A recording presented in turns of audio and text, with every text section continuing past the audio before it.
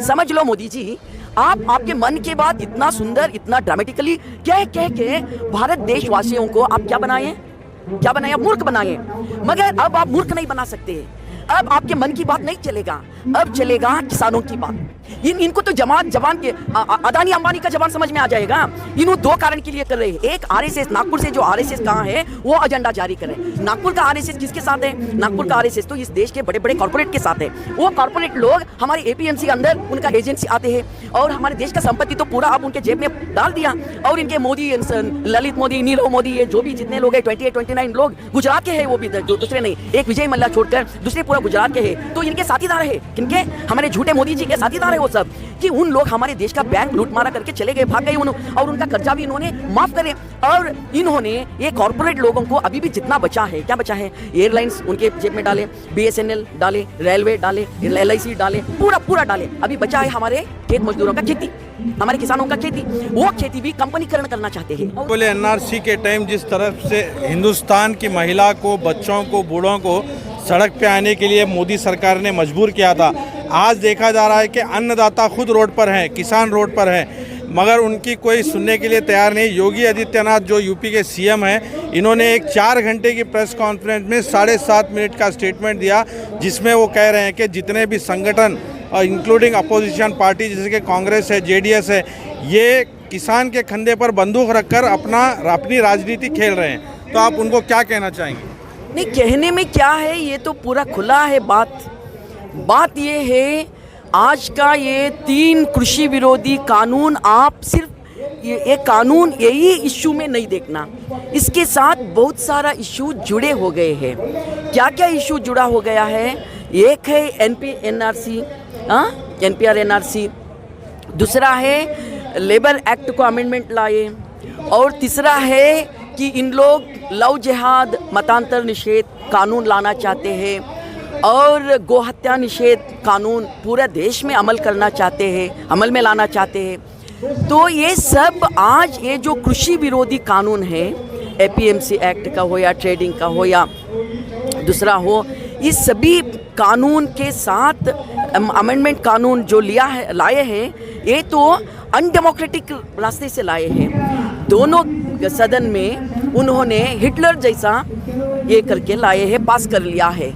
मगर हम कहते हैं, आप जितना भी करो, इस दुनिया में जनता का आंदोलन जीत गया है, जनता का आंदोलन। आप एनपीआर एनआरसी को छेड़े हैं, अभी भी छेड़ने वाले हैं, हमें मालूम है, छेड़े हैं, मगर क्या हुआ? देश में दूसरी आज़ादी जैसा लोग उभर कर आ गए, हर कौम से, नॉट ओनली माइनॉरिटी, हर कौम से आए हैं। और आप लेबर एक्ट को अमेंडमेंट लाए, देश भर में मजदूर लोग, करोड़ों मजदूर लोग स्ट्राइक करें। उसके बाद आप लाए हैं ये 3 कृषि विरोधी एक्ट, इसके खिलाफ एनपीआर एनआरसी, लेबर, इस देश के देशवासियों का दिल की बात। क्यों बोले तो ये जो 3 कानून हैं, ये सिर्फ किसान विरोधी कानून नहीं है। आप इसके अंदर जाके थोड़ा अध्ययन करो।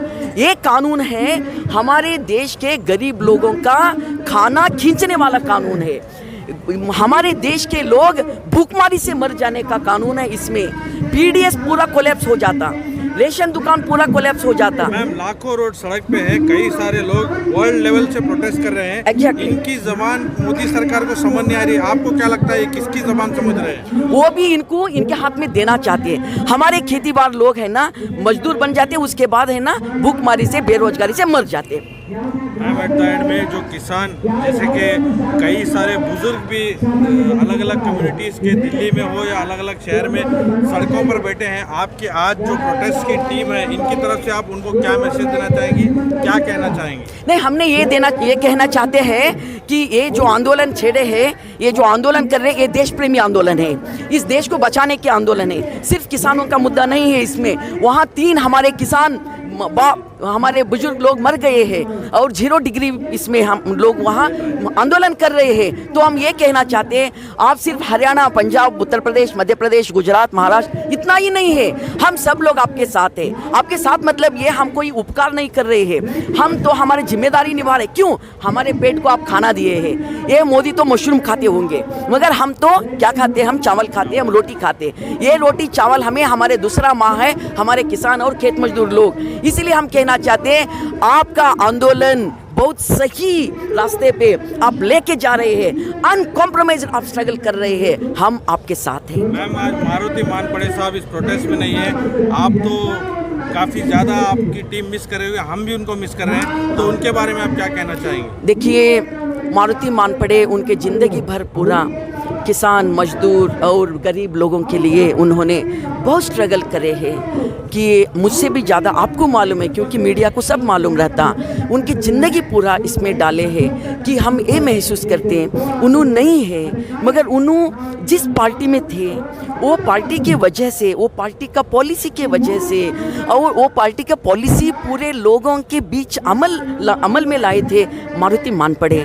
तो हमारी जिम्मेदारी भी ये बनती है, जिस पार्टी का सिद्धांत खेत मजदूर गरीब लोगों के साथ है, वो सिद्धांत हमें भी मारुति मानपड़े जैसा लोगों के बीच में ले जाके हमें स्ट्रगल करना चाहिए और इस स्ट्रगल को आगे ले जाना चाहिए। और एक बात मैं आपको कहना चाहती हूँ, कम्युनिस्ट पार्टी में ये आइडियोलॉजी है कि हम लोग हैं ना, ये सिद्धांत लोगों के बीच में ले जाने वाले हैं, हम एक कारण है, मगर इसका मेन हीरो कौन है? मेन हीरो तो एक खेत मजदूर गरीब श्रमिक लोग मेन है। इस आंदोलन का संपूर्ण हीरो वो है। इसीलिए मैं मारुति मानपड़े वैसा पार्टी में थे, मैं जिस पार्टी में हूँ वही पार्टी में मारुति मानपड़े थे। तो मारुति मानपड़े वही सिद्धांत उनके दिल में रखे थे, उन्होंने कमिटमेंट से वो अमल में लाए थे कि हम सभी का जिम्मेदारी बनती है वो सिद्धांत, वो कम्युनिस्ट पार्टी का सिद्धांत, CPIM पक्ष का सिद्धांत हम लोगों के बीच में ले जाने के लिए ज़्यादा काम करना।